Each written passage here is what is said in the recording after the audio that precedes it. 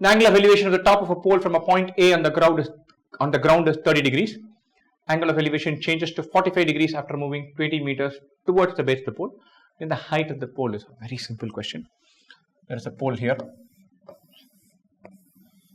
From a point A, it is 30 degrees. We move 20 meters closer to it. Then the angle of elevation becomes 45 degrees. We want to find height of the pole. Let's say pole is PQ. Let's say this point is B. Very simple question. In all of these questions, chase the 45-degree angle first. It's an isosceles right angle triangle. If this is H, this is H.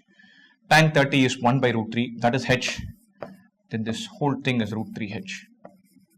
So root 3H minus H is 20 meters. How would I know this is root 3H? PQ by AQ is 1 by root 3. Why is 1 by root 3? Tan 30.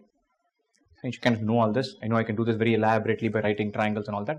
I'm in exam mode, not teaching trigonometry mode. Nice and simple. H is 20 by root 3 minus 1. Multiply and divide by root 3 plus 1. Root 3 minus 1 to root 3 plus 1 is 2. 20 by 2 is 10. 10 times root 3 plus 1. Choice 2. Nice and simple. Freebie. Just gobble this up.